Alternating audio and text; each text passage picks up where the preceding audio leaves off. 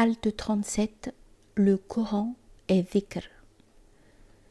Il a dit qu'il soit exalté, et certes, il est vraiment une invocation pour toi et pour ton peuple. Sourate 43, verset 44. Premièrement, et certes, il est vraiment, il s'agit du Coran, une invocation pour toi, car par le renouvellement de sa récitation, tu perpétues la conscience de ton Seigneur et tu l'adores.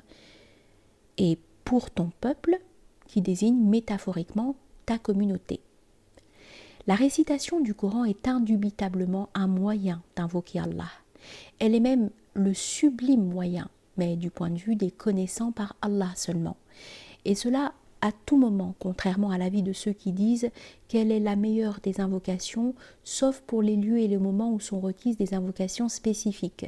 Et contrairement aussi à ceux qui avancent qu'elle est la meilleure des invocations, sauf pour le temps entre la prière de l'aube et le lever du soleil d'une part, et celui entre la prière de l'après-midi et le coucher du soleil d'autre part.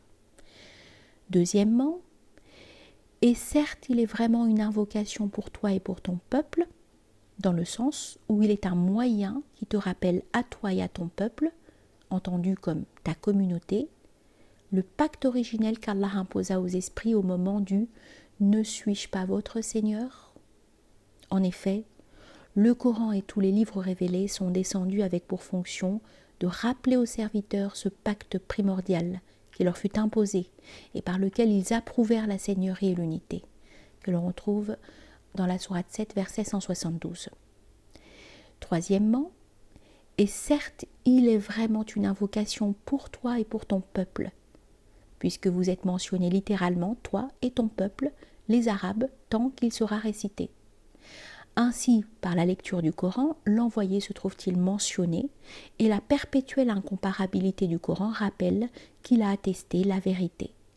De même, grâce à lui, on se rappelle les Arabes, car il a été révélé dans leur langue et leur idiome. Quatrièmement, et certes il est vraiment un rappel pour toi et pour ton peuple, puisqu'il a fonction pour toi et ton peuple, ta communauté, d'exhortation et d'exhortateur.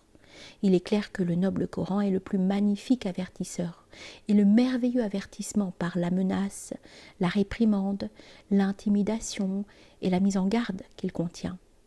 On peut dire plus.